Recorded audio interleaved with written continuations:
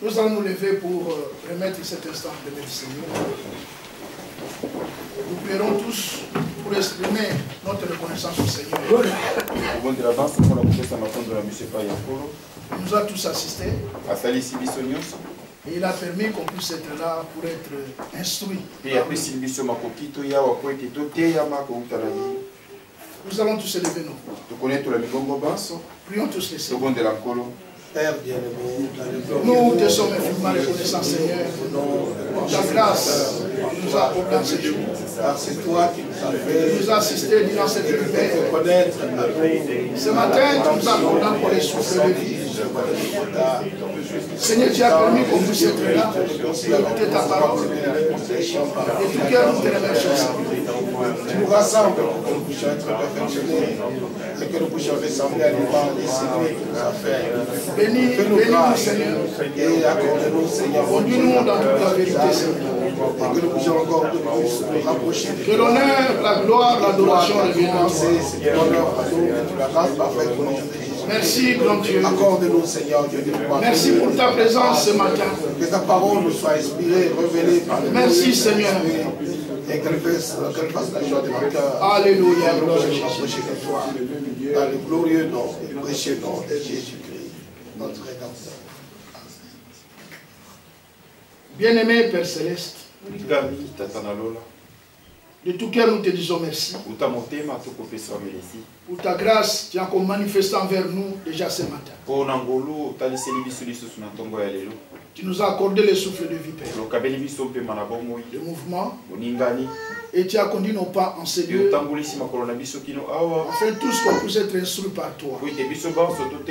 Principalement qu'on puisse prendre part à la préparation. Ainsi, Père, de tout cœur nous te remercions. Nous nous remettons tous entre tes mains. Que ton bon esprit nous conduise dans toute la vérité. Et Seigneur, pardonne-nous aussi de tous nos manquements. Et que ton sang précieux nous purifie encore.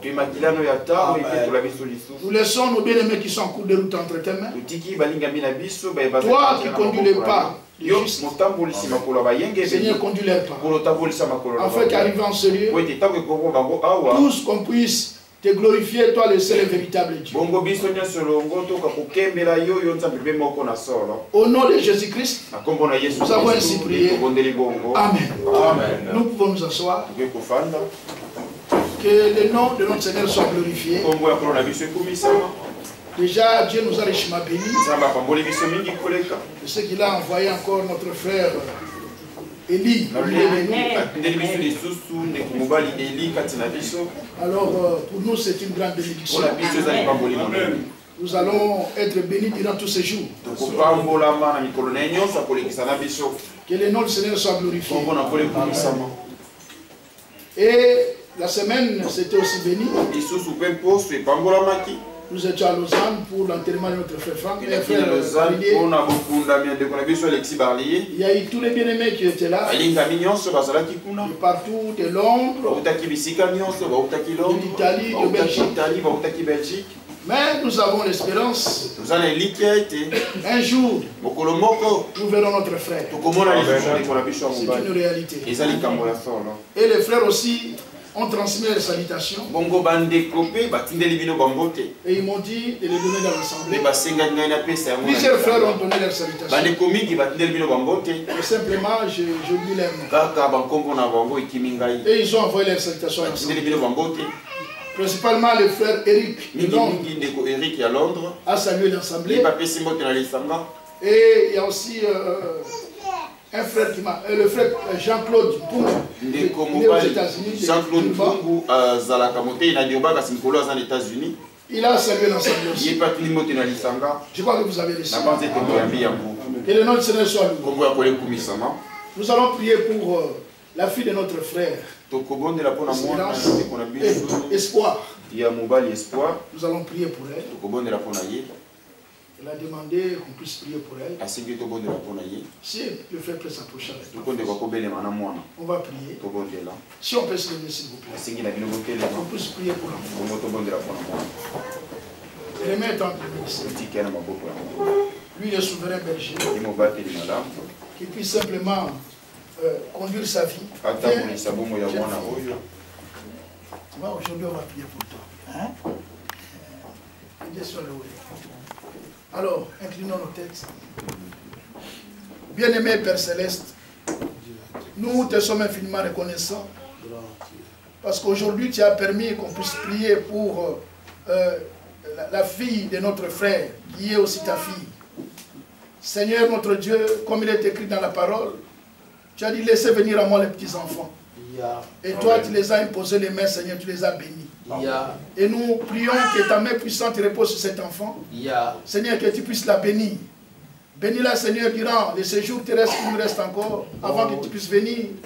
Seigneur, qu'elle soit en bonne santé, et qu'elle grandisse, Seigneur, dans la sagesse. Seigneur, que tu puisses accorder à ses parents aussi l'intelligence de l'élever, Seigneur, dans la crainte de ta parole. Amen. Seigneur, nous déposons cet enfant entre tes mains.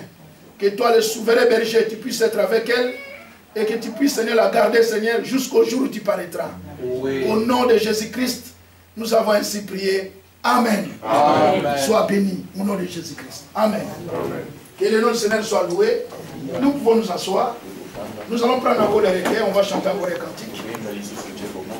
Et après, on lira une portion de l'Écriture.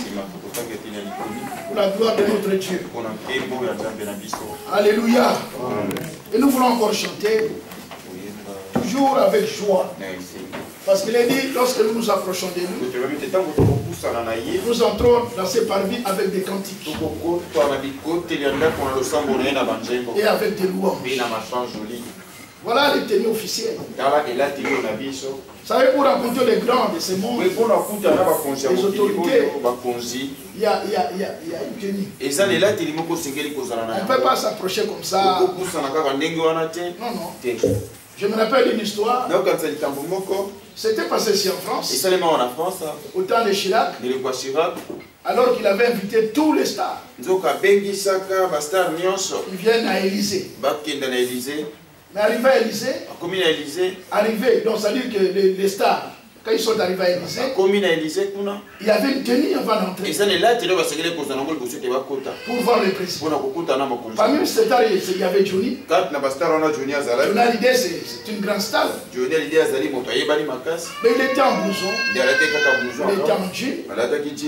Tout relax. Et arrivé là, le protocole a exigé. Il dit parce que tu vas voir les chefs, tu vas te mettre en cravate. C'était ça le tenue. Et c'était passé dans les médias. Johnny était obligé de mettre une cravate pour se présenter devant les chefs. Donc il y a une tenue. Et nous aussi, quand nous avons l'évangile, il est dit dans Psaume, chapitre 100, entrez dans ces parvis. Nous allons les lire. Dans Psaume chapitre 100, donc il y a une tenue. Dans Psaume chapitre 100, il est dit ceci. Lorsque nous louons Dieu, ce n'est pas seulement comme ça, non. C'est l'Écriture qui nous exige. Il est dit au verset 1, il dit poussez vers le Seigneur des cris de joie. Vous tous, habitants de la terre, servez le Seigneur avec joie. Venez avec allégresse à sa présence. Alléluia. Amen. Vous voyez, lorsque nous venons à sa présence, nous venons avec allégresse. Nous ne venons pas avec des sous quoi que ce soit. Il dit, venez avec allégresse à sa présence. Sachez que le Seigneur est Dieu. C'est lui qui nous a fait. Et nous lui appartenons. Nous sommes son troupeau. Et le troupeau de son pâturage. Maintenant écoutez. Étant troupeau de son pâturage, il est entré dans ses portes Mais comment? Avec des louanges. Dans ses parvis. Avec des cantiques. Voilà pourquoi on puisse l'écouter. Nous les louons. Nous ne venons pas ici comme dans un kermesse. Ici nous sommes à la présence de Dieu Tout-Puissant. Et lorsque nous entrons dans ces parvis, nous entrons avec les louanges. Alléluia. Car l'Éternel est bon. Sa bonté dure toujours. Et sa fidélité de génération en génération. Que le nom de notre Seigneur soit glorifié. Alors le tenue officiel. Entrer dans sa présence. C'est le louange. Nous entrons avec des cantiques dans ces parvis. Voilà pourquoi avant qu'on puisse écouter la parole, nous louons Dieu. Et nous ne chantons pas à distraction. Quand on dit louer le Seigneur, il y a d'autres qui sont distraits. Toute notre attention, ce sont les cantiques spirituels. Alléluia. Nous ne chantons pas seulement pour les péages, chantons seulement. Nous sommes à sa présence. La Bible dit là où 2 ou 3 sont réunis ensemble. Mais il est là où il est. Et ce matin, le créateur des choses et la terre est ici. Voilà pourquoi nous voulons chanter. Pour sa gloire. Alors nous allons chanter avec Dieu. Page 26. Cantique 69. L'amour de Dieu. L'amour de Dieu. Ce sont les cantiques que nous connaissons. Allez, Génon. Laisse les frères marcher. Laisse là. Le frère jouera calmement. Que Dieu te bénisse avec le zèle que tu as pour jouer. Alors, l'amour de Dieu.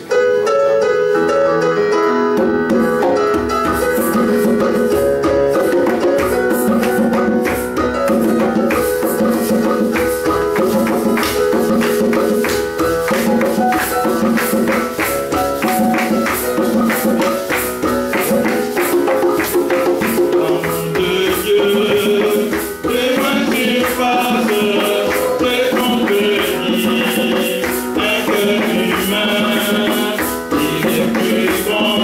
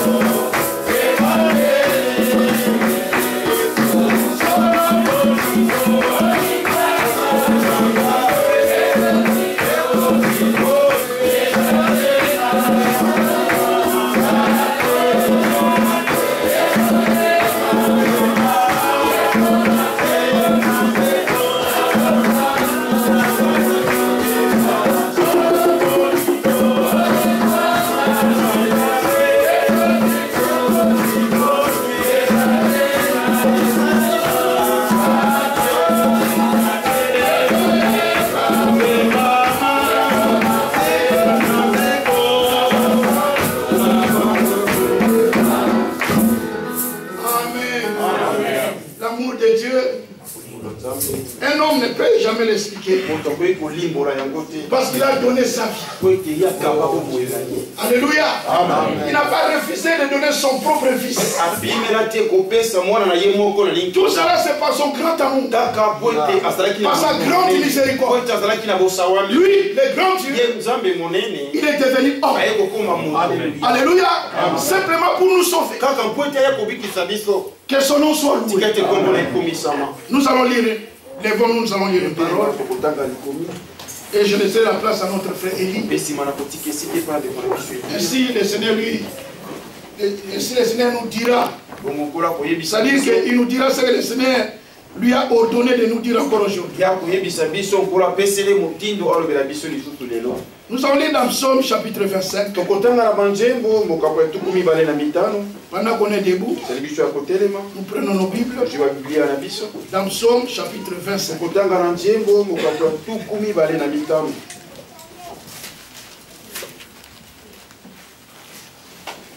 Psaume chapitre 25. Je lis à partir du verset 2. Mon Dieu, en toi je me confie.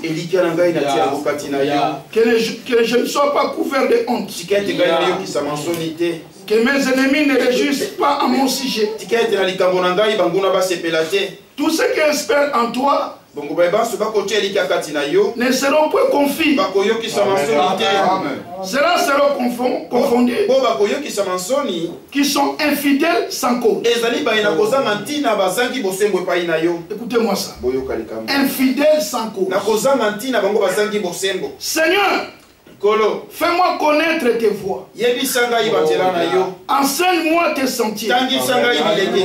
Conduis-moi dans ta vérité. Et instruis-moi. Car tu es le Dieu de mon salut. Alléluia. Seigneur, souviens-toi de ta miséricorde et de ta bonté. Car elles sont éternelles. Alléluia. Ne te souviens pas des fautes de ma jeunesse, ni de mes transgressions. Souviens-toi de moi selon ta miséricorde. À cause de ta bonté, ô Seigneur. Seigneur, l'Éternel est bon et droit. C'est pourquoi il montre aux pécheurs la voie. C'est ça, voilà, c'est ça la bonté de notre Dieu. Il montre aux pécheurs la foi. Il conduit les humbles dans la justice. Il enseigne aux humbles sa foi. Alléluia. Verset 12. Quel est l'homme qui craint le Seigneur? Le Seigneur lui montre la voie qu'il doit choisir. Donc il s'agit de la voie que nous devons choisir. Et dans Esaïe, Esaïe chapitre 48, parce qu'il s'agit d'être instruit par Dieu.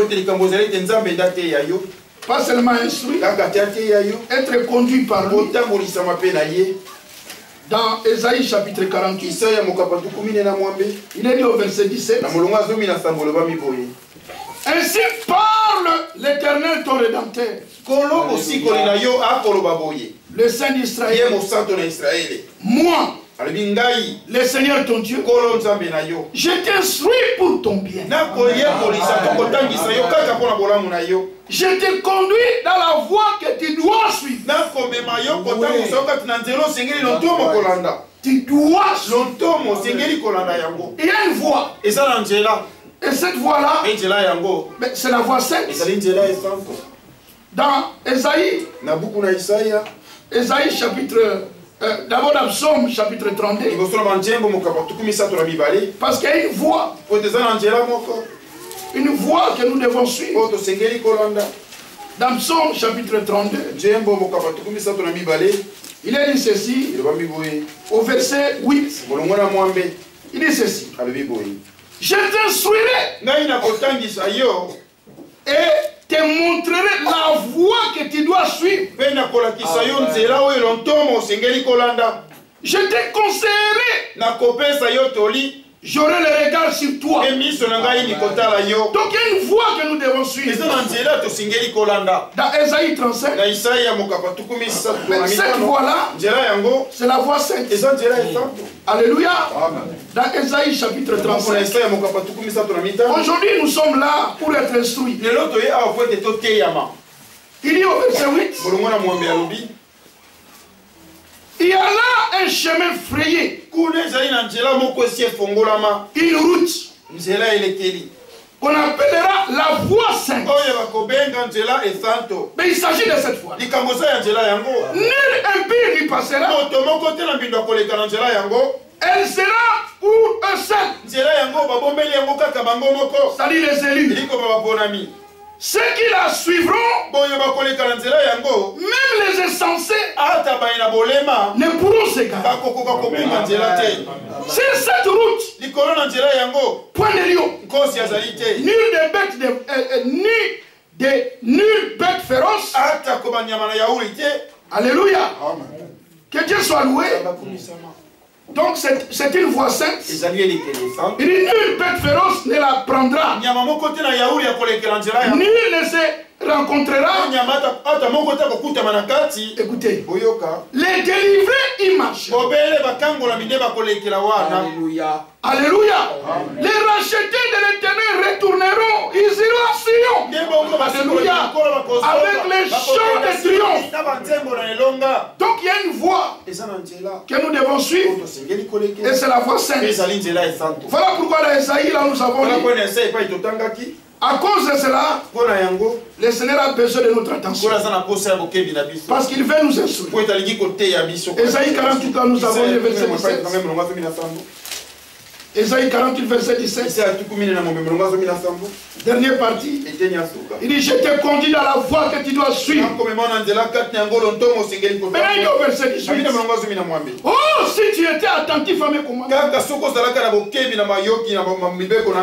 ton bien-être serait comme un fleuve. Et ton bonheur comme le flot. Il s'agit d'être béni par lui. Mais pour que Dieu te bénisse, premièrement, tu vas recevoir l'instruction. Tu dois écouter ce que Dieu dit. Aujourd'hui, Dieu veut nous instruire. Mais c'est pour notre bien. Il veut te conduire. Ce n'est plus l'heure de marcher selon ses propres voies. Il a dit dans Jérémie, ce n'est pas à l'homme quand il marche. C'est de conduire ses pas. Celui qui conduit les pas de l'homme, mais c'est le Seigneur. Et c'est dimanche nous a pour qu'on puisse écouter ses instructions. Alors soyons attentifs. Bannissez toute distraction. Et notre prière, que Dieu fasse de nous ce qu'il avait fait autrefois à notre sœur Lydie. Cela veut dire qu'il ouvre nos cœurs et qu'il nous rend attentifs à la parole. Nous allons maintenant prier. Bien-aimé Père Céleste, ce n'est pas devant un homme que nous sommes debout, mais nous sommes debout devant toi. Et nous sommes venus ici pour être instruits.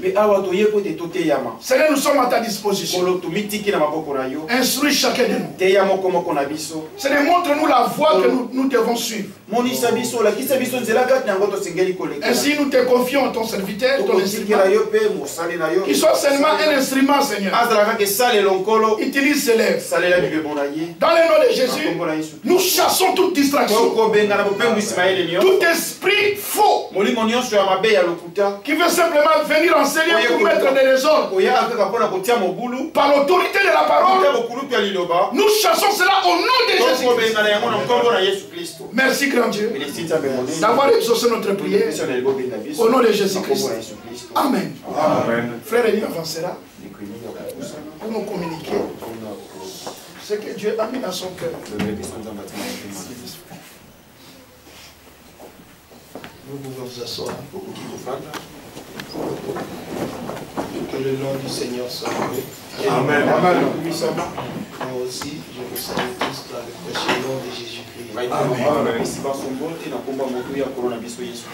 Et je vous transmets des salutations des frères de Kananga. Et plusieurs frères de Kinshasa. Les frères de Pointe-Noire. On a eu des réunions dans lesquelles le Seigneur était présent. Et que toute la population a pu écouter la parole de Dieu par la télévision. Vos frères et vos sœurs vous ont transmis leurs salutations. Mais aussi à Brazzaville, on a eu 2 réunions formidables. Et le Seigneur a béni au-delà de toutes mesures.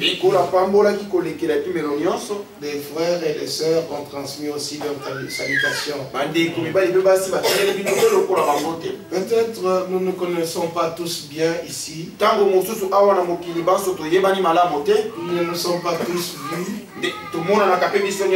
Mais bientôt nous allons tous nous voir. Parce que Dieu nous avait tous connus avant la fondation du monde. Et bientôt il sera manifesté que tous les connus de Dieu se connaîtront. Parce que nous serons dans la gloire avec tous les rachetés. Et nous partagerons l'éternité avec tous ceux qui ont été sauvés. Qui ont accepté le salut de Dieu en Jésus-Christ notre Sauveur. Dieu nous a fait du bien. Dans ce temps de la fin, un ange corrompu, un âge où il y a des grands pécheurs, mais il nous a fait grâce de ce que nous puissions être en contact avec sa parole qui nous sauve, qui nous libère. Ça c'est un cadeau que le Dieu très haut nous a donné.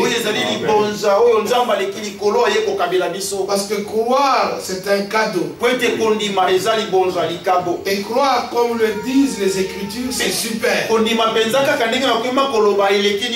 Et la Bible dit, si vous croyez en moi, comme le disent les Écritures, les fleuves d'eau de vie couleront de votre sein.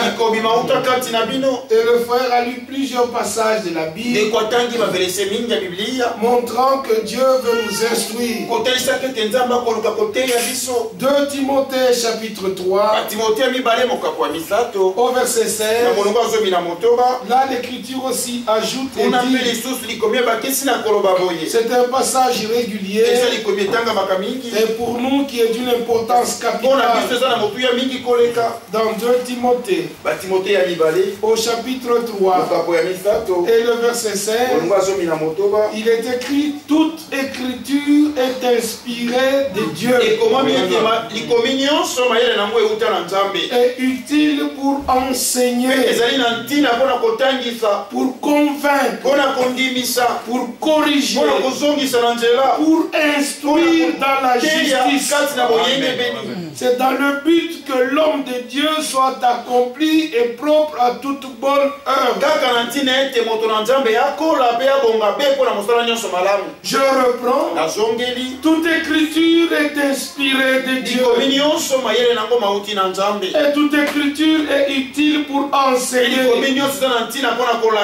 Toute écriture est utile pour convaincre. Toute écriture est inspirée pour corriger.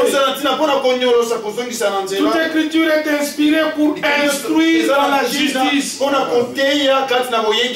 C'est par les paroles des écritures que nous sommes instruits. Parce que dans 2 Pierre, il est écrit ceci. 2 Pierre. Et nous lisons le chapitre 1er et le verset 19 jusqu'au verset 21. Nous tenons pour d'autant plus certaine. La parole prophétique. Non seulement qu'elle est certaine, mais nous la tenons plus certaine. Loué soit le nom du Seigneur. Nous tenons d'autant plus certaine la parole prophétique à laquelle vous faites bien de prêter attention. Comme à une lampe qui brille dans un lieu obscur. Jusqu'à ce que le jour vienne apparaître. Et que l'étoile du matin se lève dans vos cœurs. Prêtez l'oreille. Sachant tout d'abord vous-même qu'aucune prophétie de l'écriture ne peut être un objet d'interprétation particulière. Pourquoi? Car ce n'est pas par une volonté d'homme qu'une prophétie a jamais été apportée. Mais c'est poussé par le Saint-Esprit que des hommes ont parlé de la part de Dieu. Ceux qui ont parlé de la part de Dieu, ils ont été inspirés par Dieu pour écrire des choses qui nous servent aujourd'hui de témoignage. Notre foi est basée sur ce qui est écrit. Ce qui n'est pas écrit ne peut pas être lu. Et ce qui ne peut pas être lu ne peut pas être prêché. Et ce qui n'est pas prêché ne peut pas être sujet de notre foi. Car la foi vient de ce qu'on entend. Et ce qu'on entend vient de la parole de Christ.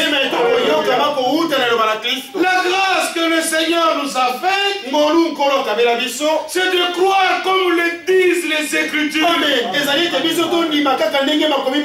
Car jamais une prophétie n'a été apportée par la volonté de l'homme. Que ce soit Esaïe, que ce soit Jérémie, que ce soit Michel, que ce soit tous les prophètes, ils n'ont jamais apporté leur propre interprétation. C'est poussé par le Saint-Esprit qu'ils ont parlé de la part de Dieu. Que la grâce puisse reposer sur chacun de nous. Et que nous puissions comprendre. De même que dans l'Ancien Testament, Dieu a eu des hommes qu'il a jugé dignes, à qui confier sa parole pour la proclamer telle qu'elle sort de sa bouche. Il en est de même dans le Nouveau Testament.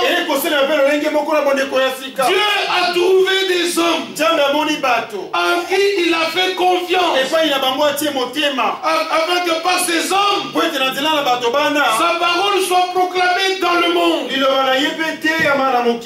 à l'instar de ce que Paul écrit en rapport avec ce sujet, nous sommes dans le livre de Paul aux Thessaloniciens. Dans 1 Thessaloniciens chapitre 2,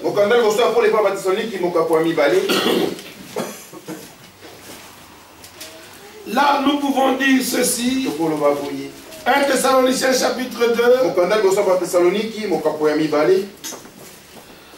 à partir du verset 3. Car notre prédication ne repose ni sur l'erreur, ni sur des motifs impurs, ni sur la faute. C'est ça. Si vous l'avez tous vu, dites Amen. Notre prédication ne repose ni sur l'erreur. On ne peut pas tolérer aucune erreur dans la prédication. Il y a du sérieux dans la proclamation de la parole. Parce que à la prédication de la parole, les âmes précieuses s'accrocheront pour l'éternité. Des fables ne sont pas permis dans l'église rachetées par le sang. Les interprétations des hommes ne sont pas permises. C'est pourquoi Paul dit notre prédication ne repose ni sur l'erreur, ni sur des motifs impies, ni sur la faute. Je s'écarte. Mais selon que Dieu nous a jugés dignes de nous confier l'évangile. Ainsi, nous parlons non comme pour plaire à des hommes, mais pour plaire à Dieu qui sonde nos cœurs. Dieu nous a jugés dignes. Autrement dit, Dieu a eu confiance en nous pour nous confier l'évangile. Parce que Dieu savait que si je donne à ces hommes l'évangile, ils ne feront pas de compromis avec ma parole. Que celui qui a entendu ma parole rapporte fidèlement ma parole. Et Dieu, dans ce temps aussi, a trouvé des hommes fidèles qui rapportent fidèlement sa parole. Et son peuple peut examiner de soi-même que ce qu'ils entendent vient de la part de Dieu. Parce que dans Actes des Apôtres, au chapitre 17, au verset 11, les disciples de Bérée avaient des sentiments beaucoup plus nobles que ceux de Thessalonique. Car ils vérifiaient dans les Écritures chaque jour pour voir si ce qu'on leur disait était vrai. Il est question de ce qui est écrit, pas de l'invention ou de l'imagination de l'homme. On doit ramener nos cœurs à ce qui est écrit. Parce que la bénédiction est pour ceux qui croient les choses écrites. Apocalypse chapitre 1, verset 1 à 3. Révélation de Jésus-Christ que Dieu lui a donné pour montrer à ses serviteurs les choses qui doivent arriver bientôt, et qu'il a fait connaître par l'envoi de son nom à son serviteur Jean. Celui-ci a attesté les choses qu'il a vues et qu'il a entendues. Heureux, c'est lui qui lit. Amen. Peut-on lire ce qui n'est pas écrit? C'est impossible. La bénédiction est pour celui qui lit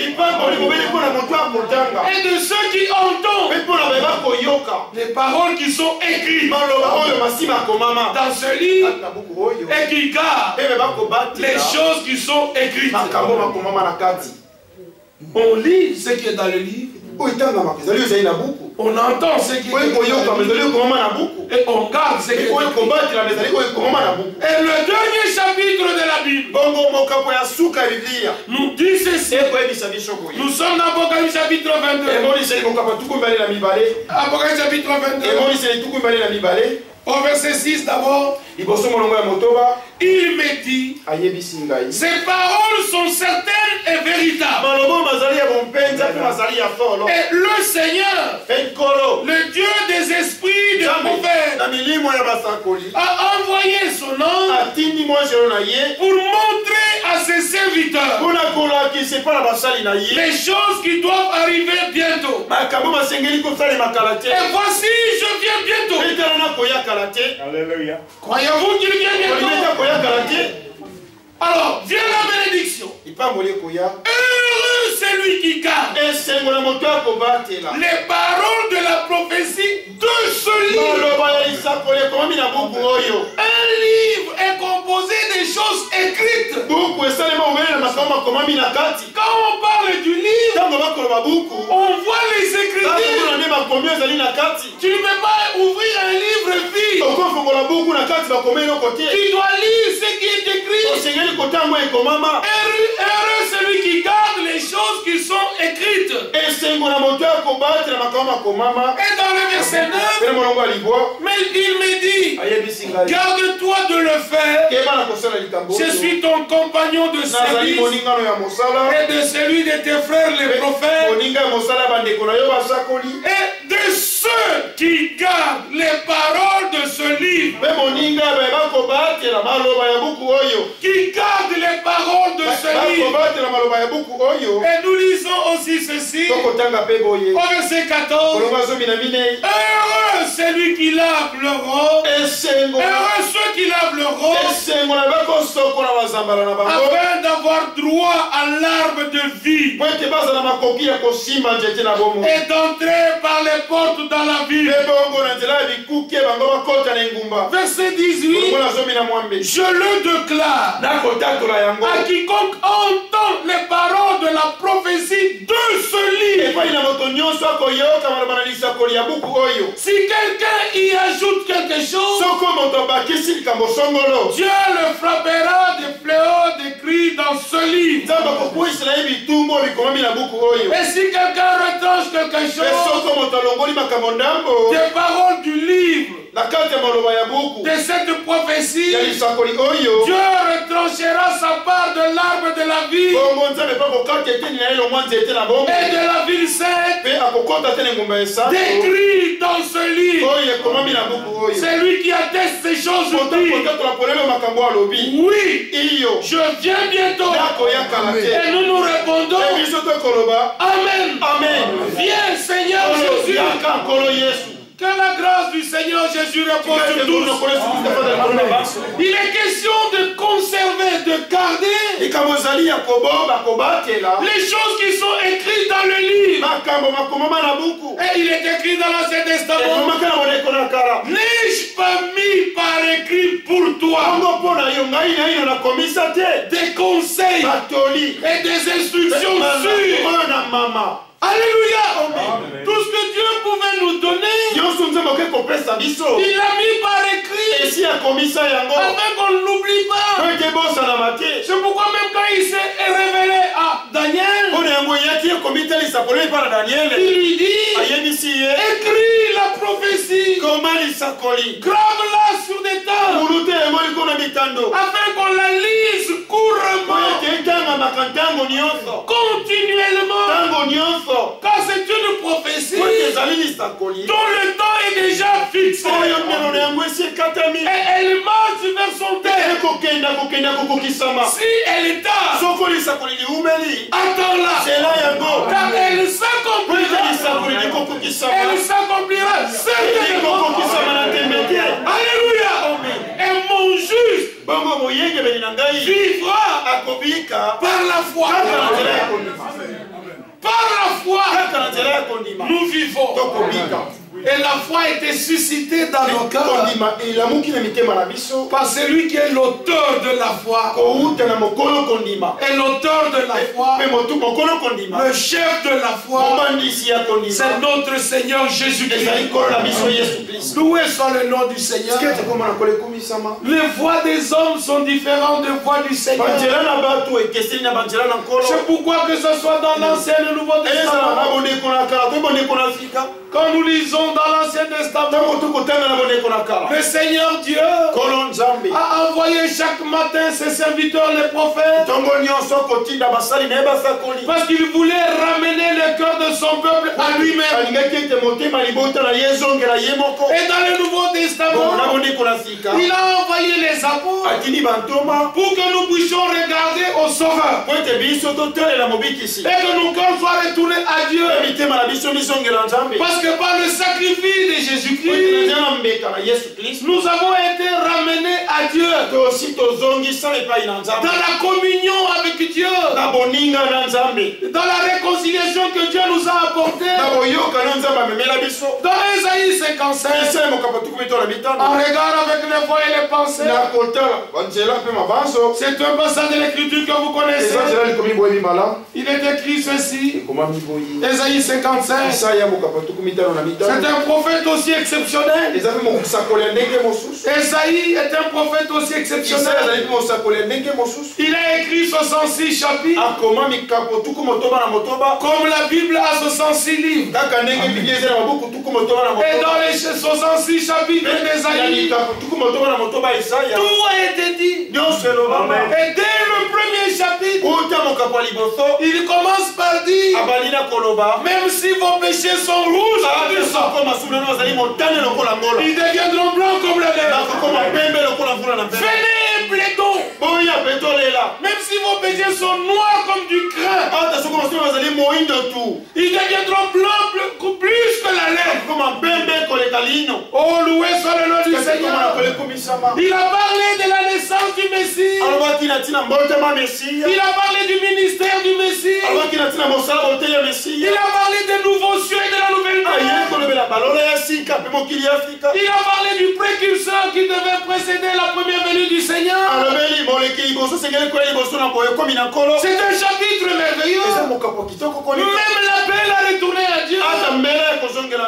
Comme nous pouvons le lire ici dans Ésaïe 55. Il est écrit, vous pouvez lire tout le chapitre. Lorsqu'il les invite à prêter l'oreille à sa parole et qu'ils puissent vivre devant sa face et qu'ils acceptent l'alliance éternelle qu'il a traitée. Et au verset 6, nous lisons Ésaïe 55. Cherchez le Seigneur pendant qu'il se trouve. Invoquez-le tandis qu'il est prêt. Que le méchant abandonne sa voix. Qu'il abandonne sa voix. Et que l'homme d'iniquité abandonne ses pensées. Qu'il retourne au Seigneur. Parce que nous étions au Seigneur. Et par la chute d'Adam, nous avons été éparpillés, perdus. Et il fallait que nous retournions au Seigneur. Mais l'homme ne pouvait pas retourner de par lui-même. Alors Dieu a pris la responsabilité de l'homme. Et Dieu est venu chercher l'homme. Parce que si on parle que nous étions perdus, c'est-à-dire nous abandonnions d'abord au Seigneur. On ne peut pas chercher quelque chose de perdu si on ne l'avait pas au commencement. D'abord on l'avait. Et puis on l'a perdu. Et on cherche la chose perdue. Par le moyen de la rédemption, nous qui étions perdus, nous avons été retrouvés et ramenés à Dieu. Que le méchant abandonne sa voix. Et que l'homme d'iniquité abandonne ses pensées. Qu'il retourne au Seigneur, qui aura pitié de lui. À notre Dieu, qu'il ne se lasse pas de pardonner. Mes pensées ne sont pas vos pensées. Et vos voix ne sont pas mes voix. Dit le Seigneur. Autant les cieux sont élevés au-dessus de la terre, autant mes voix sont élevées au-dessus de vos voix. Et mes pensées au-dessus de vos pensées. Chacun de nous suivait sa propre voie. 1 Pierre au chapitre 2. Nous pouvons lire ceci. 1 Pierre chapitre 2.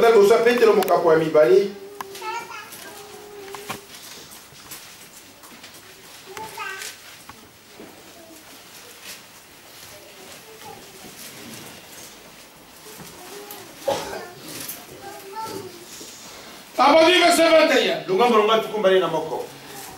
Est-ce à cela que vous avez été appelés? Parce que Christ aussi a souffert pour vous, vous laissant un exemple, afin que vous suiviez ce trace.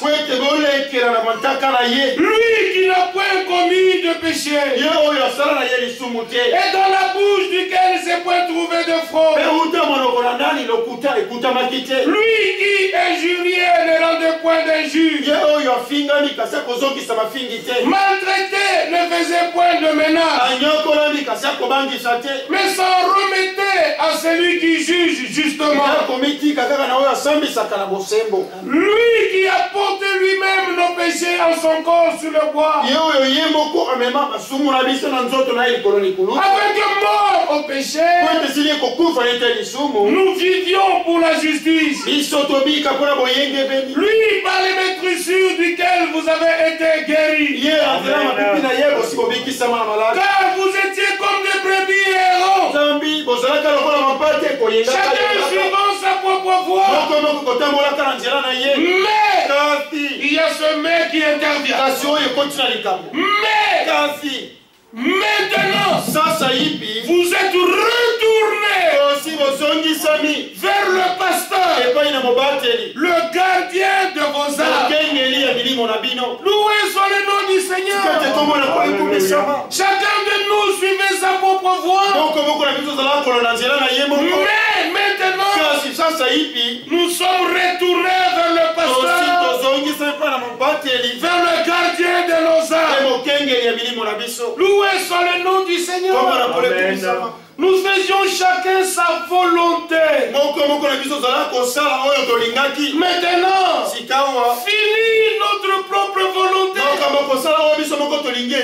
Et il faut que nous soumettions notre volonté à la volonté de Dieu. Chacun de nous n'a plus le droit de faire ce qu'il veut. Nous devons faire la volonté de celui qui nous a sauvés. Jean chapitre 4, nous lisons ceci. Jean 4, l'écriture dit, à partir du verset 34, Jésus leur dit, ma nourriture est de faire la volonté de celui qui m'a envoyé. Amen. Et d'accomplir son œuvre. Lui, le fils premier-né. Lui, le rédempteur. Lui, le Messie promis, nous dit ici clairement, ma nourriture, ce dont je me nourris, c'est de faire la volonté de celui qui m'a envoyé et d'accomplir son œuvre. Mais quelle était la volonté de celui qui l'a envoyé? Jean chapitre 6, et nous lisons ceci à partir du verset 35. Tout ce que le Père me donne viendront à moi. Et je ne mettrai pas dehors celui qui vient à moi. Tout ce que le Père me donne viendront. Frère, ce n'est pas un hasard que nous sommes ici. Le Père nous a donné à Jésus. Nous avons entendu l'appel. Et nous sommes venus à Jésus. Nous ne sommes pas venus à un groupe de Congolais. Nous ne sommes pas venus à un groupe des Africains. Ou des Asiatiques. Ou des Européens. Ou des Américains. Nous sommes venus à Jésus. Il nous a rachetés de toutes les tribus, de tous les peuples, de toutes les nations et de toutes les langues. Il écoute toutes les langues et il nous a sauvés de toutes les langues. Oh, loué soit le nom du Seigneur. C'est Apocalypse chapitre 5. Et il a fait de nous un royaume de sacrificateurs. Il a fait de nous des rois. Lui, il est le roi des rois. Et nous regnerons avec lui sur la terre. Mais bien aimés frères et sœurs, le royaume nous est donné par grâce. Et dans Apocalypse 3, il a dit comme j'ai vaincu et me suis assis sur le trône de mon Père, c'est lui qui vaincra s'assoira avec moi sur mon trône. Et avant qu'il ne monte sur le bois de Golgotha, Jean chapitre 16, le dernier verset, il nous donne cette instruction. Vous aurez des tribulations. Vous aurez des tribulations sur la terre. Mais prenez courage. Moi, j'ai vaincu le monde. Comme j'ai vaincu le monde, vous vaincrez aussi. Que ceux qui croient dans cette parole de victoire disent Amen. 1 Jean chapitre 5. La victoire qui triomphe du monde, c'est notre foi. C'est par la foi que nous avons la victoire. Apocalypse chapitre 12, verset 11 et 12. Ils l'ont vaincu à cause du sang de l'agneau et à cause des paroles de leur témoignage. Voici notre témoignage. Ce sont les paroles de la Bible. Notre foi est basée dessus. Donc le diable ne peut rien faire. Nous pouvons l'abattre avec un seul verset. Tu n'as pas à attendre lorsque tu connaîtras tous les versets. Un seul suffit. Il vient t'agacer. Dites-lui, mon rédempteur est vivant. Il vient te troubler. Dites-lui, à la croix de Golgotha, mon sauveur t'a vaincu. Il vient t'embêter. Dites-lui, mon rédempteur est le puissant vainqueur, le puissant conquérant. Il a vaincu. Sa victoire, c'est ma victoire. Ça, ce sont les fils d'Abraham qui s'en approprient. Abraham, usé, âgé, il ne considérait pas que son corps était déjà usé. Il ne regardait pas à ce qu'il était. Il a regardé à ce que Dieu a dit. Toi et moi ne regardons plus sommes. Regardons à ce qu'il a dit.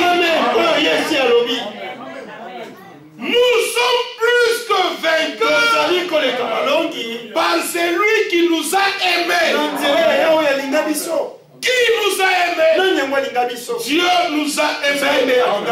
Qui nous a aimés? Jésus nous a aimés. Oh là là, ça c'est merveilleux de se savoir être aimé de Dieu.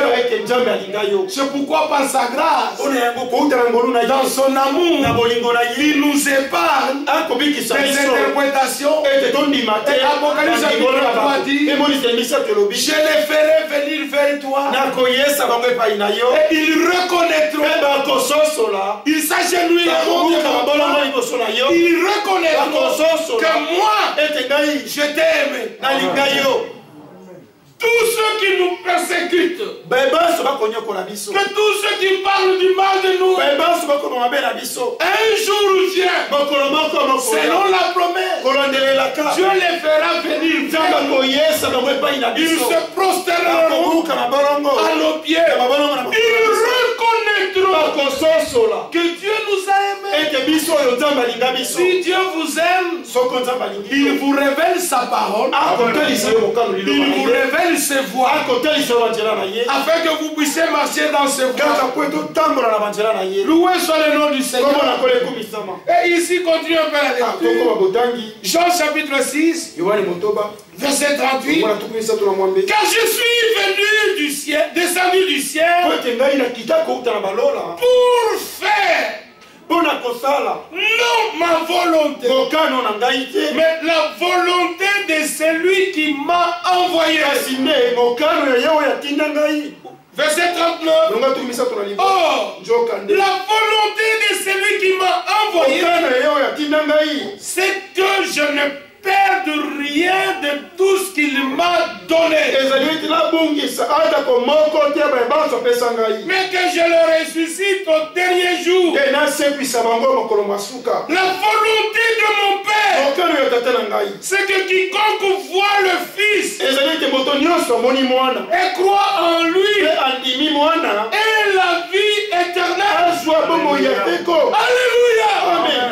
Il est venu faire la volonté du Père, afin que quiconque voit le Fils qu'il ait la vie éternelle. Combien ont vu le Fils qui a été peint devant nous comme le crucifié? Y en a-t-il ce matin dans cette salle qui le montre? Je vais le voir. Pour tous qui avaient vu Christ crucifié, je vous déclare, sur l'autorité de la parole de Dieu, vous avez reçu la vie éternelle. Il n'y a que celui qui a reçu la vie éternelle qui peut vivre éternellement. J'ajoute, tu ne peux pas avoir la vie éternelle si tu n'es pas né de nouveau. Il faut d'abord que tu naisses. Pour vivre dans ce monde et connaître les choses de ce monde, il fallait que nous naissions. Et avant que nous ne naissions, un engendrement devrait avoir lieu. Parce que la naissance suit l'engendrement. Alors Jésus dit à Nicodème, Jean 3:3, si quelqu'un est né de nouveau, il ne peut voir le royaume de Dieu. Il ne peut pas voir le royaume de Dieu. Il faut d'abord qu'il naisse de nouveau. Ici, il ne s'agit pas de la religion. Non, il est question d'une expérience personnelle. Remarquez que chacun de nous a un certificat de naissance. Non Nkombo, Songolo. Prénom. J'ai dit comme ça au hasard. William. Nakisa William. Macintosh. Macintosh. Né. Abotama. Le 14. Le 14. Octobre. 1952. 52. Et il grandit avec cela. Il connaît sa date. Né. Abotama. À Poitiers. La Poitiers. Le 14 octobre. 52. 1952. Il connaît où il était. Il connaît la date de naissance. Et chaque année, il fête son anniversaire. Il se réjouit de ce qu'il est un homme. Il est un humain. Si dans le naturel, tu connais le jour où tu es né, dans le spirituel, tu dois connaître que tu es né de nouveau. Chacun de nous doit se rappeler un jour où la parole a touché son cœur. Pas la tête, mais le cœur, où il s'est jeté par terre. Il s'est repenti. Il dit dans les temps où j'étais perdu. J'avais besoin du salut. Le salut est venu vers moi. Oh Dieu, pardonne-moi. Et Dieu l'a pardonné. Oh Dieu, secours-moi. Et il a été secouru. Oh Dieu, accepte-moi. Il a été accepté de Dieu. Quelque chose s'est passé dans le cœur. Ce n'est pas de l'imagination, c'est la réalité. Un jour où tu as pris la décision de donner ta vie au Seigneur. Un jour où tu as pris la décision d'abandonner le chemin de tout le monde et de suivre le chemin étroit pour arriver à la porte resserrée derrière laquelle c'est le plein royaume de Dieu qui t'a été offert. Ça, vous devez l'avoir avec vous. Et l'Esprit de Dieu doit rendre témoignage à ton esprit que tu es enfant de Dieu. Alors Paul, Jean, je l'ai dit, il écrit 1 Jean chapitre 3. Voyez de quel amour le Père nous a témoigné pour que nous soyons appelés enfants de Dieu. Et nous le sommes. Si le monde ne nous connaît pas, c'est parce qu'il ne l'a pas connu.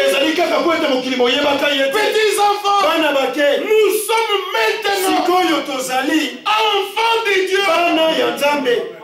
Et ce que nous serons n'est pas encore manifesté.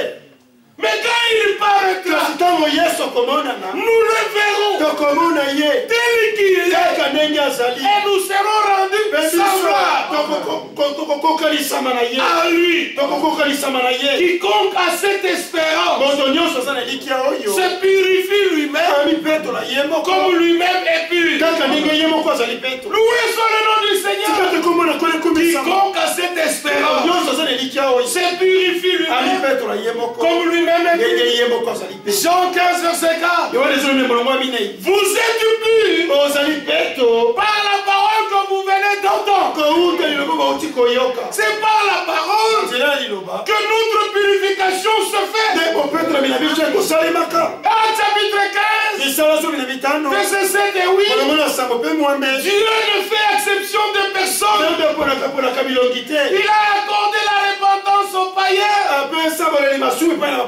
ayant purifié leur cœur par la foi. Celui qui croit, comme le disent les Écritures, la purification selon Dieu s'opère en lui. Si vous le croyez, dites Amen. La volonté de celui qui m'a envoyé est que je ne perde aucun. Ça, c'est l'assurance bénie que nous avons en Jésus-Christ. Il nous a retrouvés, il ne nous perdra jamais. Parce qu'il est venu faire la volonté du Père que les perdus soient retrouvés et qu'ils ne soient plus perdus. Nous sommes maintenant dans son économie. Et nous sommes le fruit de toutes les souffrances de Jésus à la croix. Si nous sommes imprégnés de cet amour et de cette volonté, alors Jésus doit nous dire ceci. Nous sommes dans Matthieu chapitre 12. Matthieu 12. J'espère que tout le monde est ici présent. Au verset, à partir du verset 46 jusqu'à 50. Comme Jésus s'adressait encore à la foule, voici sa mère et ses frères qui étaient dehors cherchèrent à lui parler.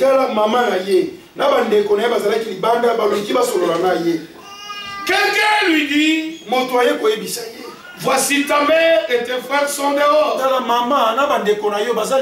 Et il cherche à te parler. Mais Jésus répondit à celui qui le lui disait,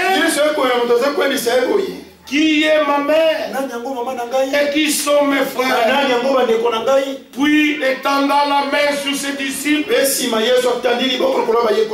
il dit, voici ma mère et mes frères. Car quiconque fait la volonté de mon Père qui est dans les cieux, celui-là est mon frère et ma soeur et ma mère. Quiconque fait la volonté de mon Père qui est dans les cieux. Ah, là nous commençons à découvrir les frères de Jésus. Et Jésus définit qui sont ses frères et ses sœurs.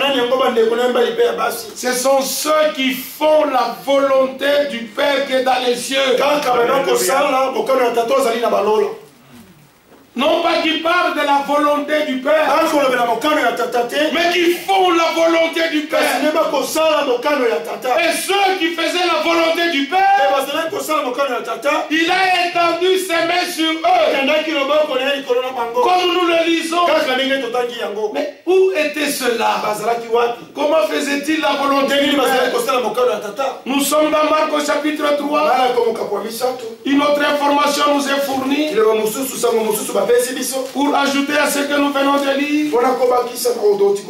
Marc chapitre 3, verset 33-35. Il répondit, qui est ma mère et qui sont mes frères?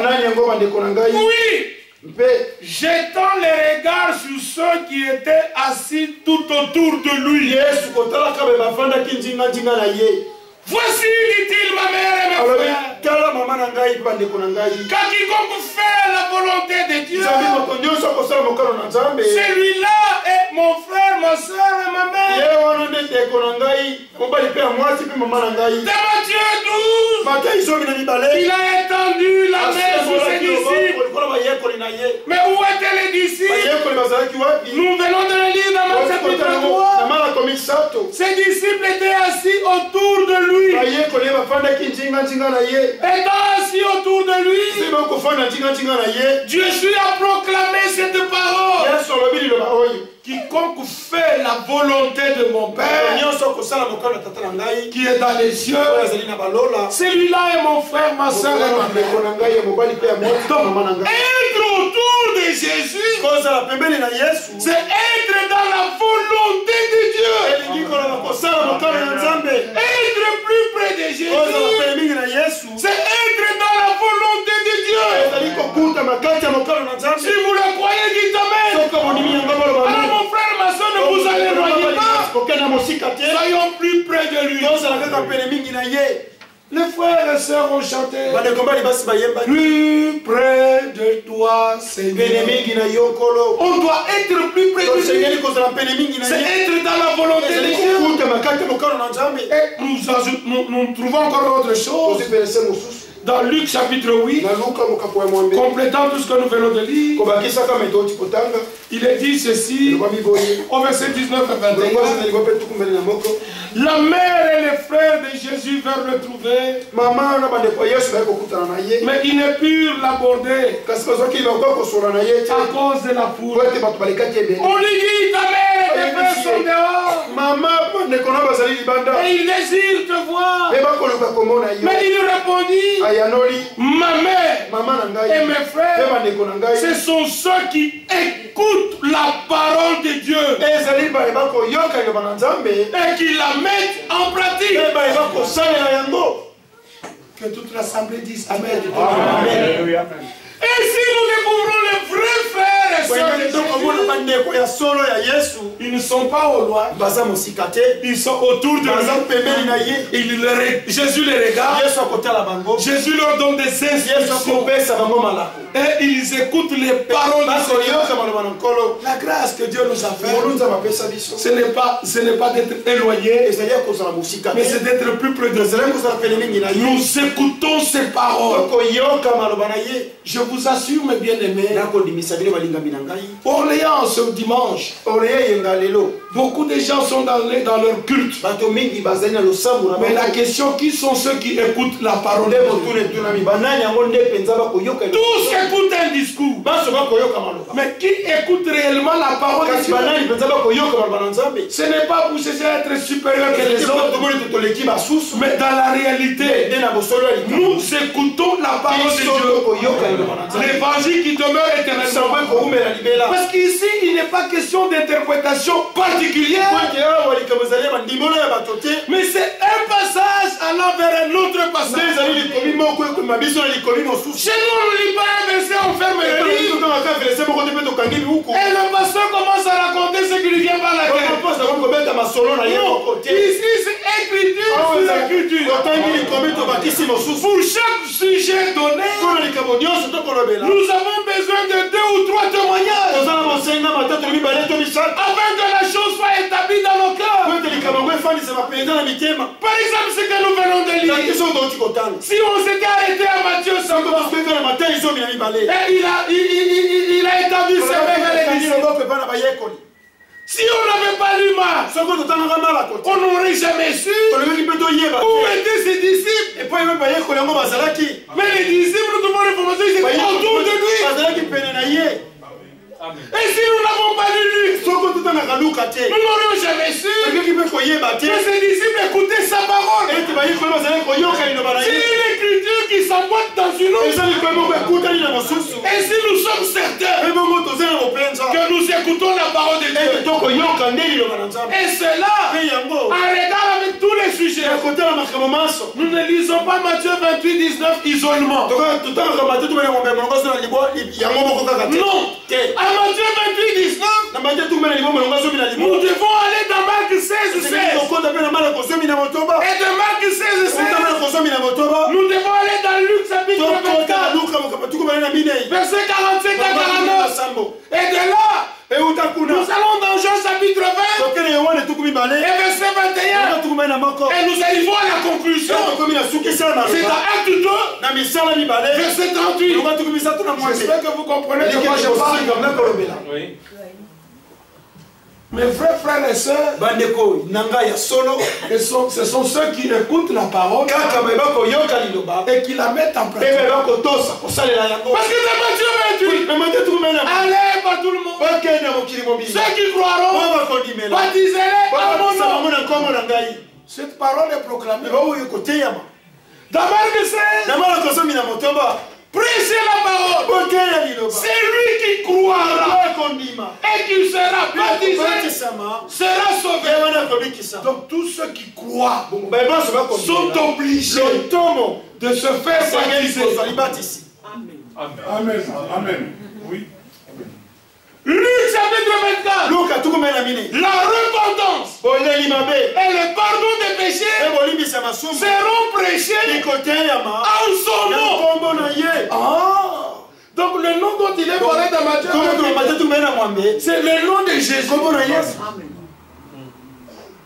Jean chapitre 20, verset 21. Ceux à qui vous pardonnerez les péchés leurs péchés leur seront pardonnés. Et ceux à qui vous les retiendrez, et leurs péchés leur seront retenus. Mais comment ont-ils pardonné les péchés? Acte chapitre 2. Nous voyons la manière comment ils ont pardonné les péchés. Repentez-vous et que chacun de vous soit baptisé dans le nom du Seigneur Jésus-Christ à cause du pardon de vos péchés. Parce que la repentance et le pardon de vos péchés devraient être prêchés ensemble. Alléluia. Amen. Et alors vous recevrez le don du Saint-Esprit. Car la promesse est pour vous, pour vos enfants, et pour tous ceux qui sont au loin. Même à Orléans, la promesse est pour eux, pour leurs enfants, un aussi grand nombre que le Seigneur notre Dieu les appellera à lui. Là, c'est la conclusion. Donc celui qui entend la prédication et qui ne se laisse pas baptiser, il ne croit pas.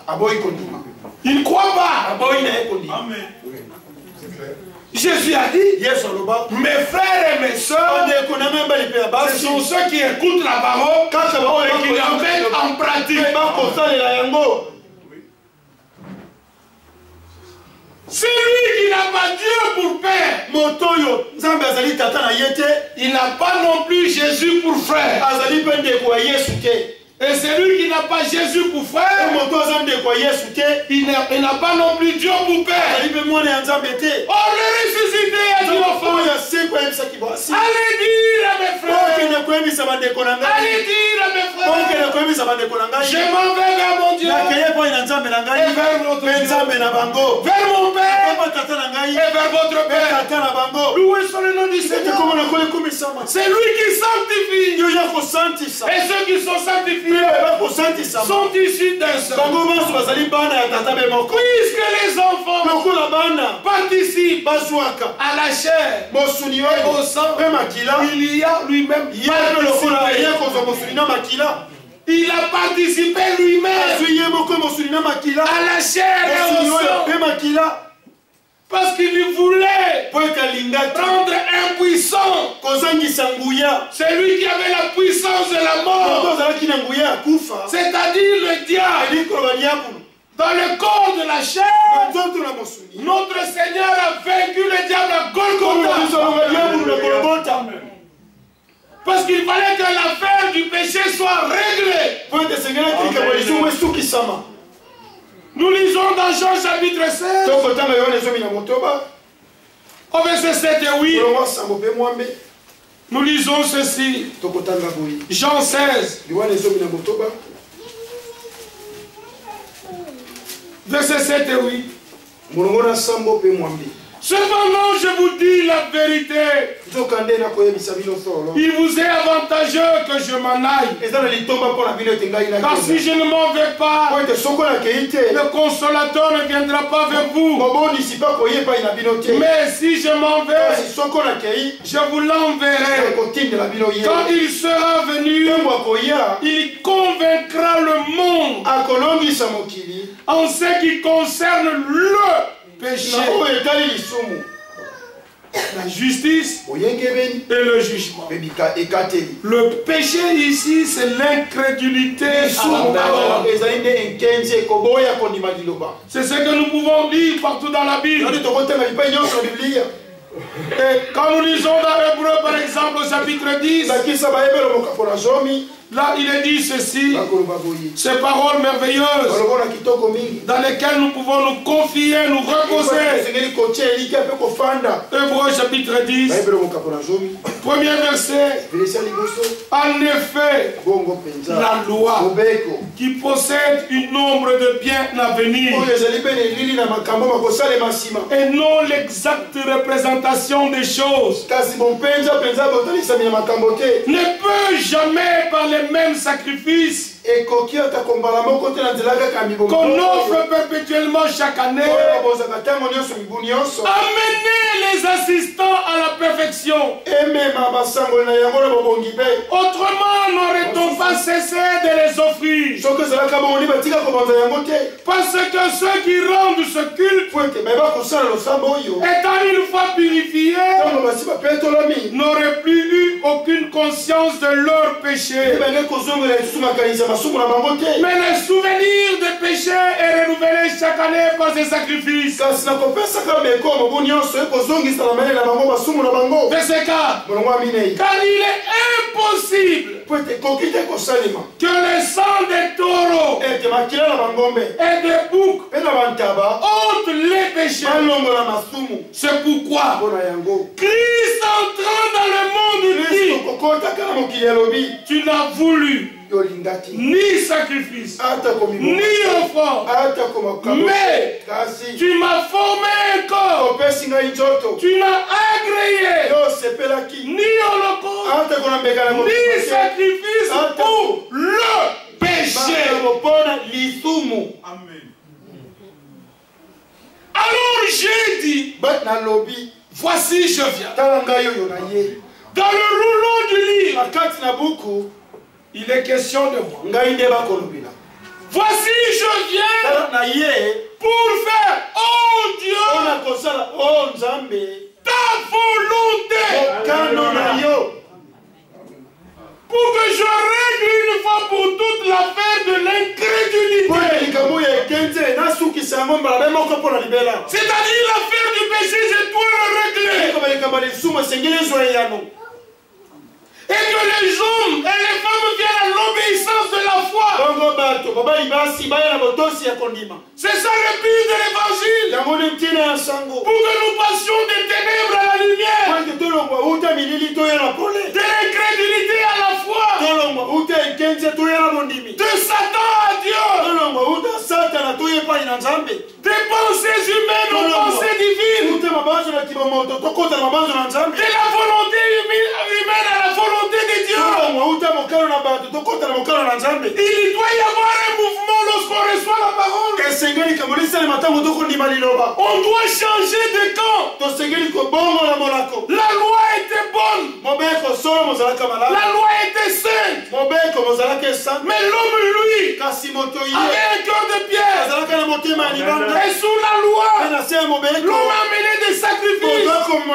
Mais ces sacrifices-là ne pouvaient pas régler d'une manière définitive l'affaire du péché. Car l'homme, chaque année, sa conscience était renouvelée par les sacrifices qu'il offre.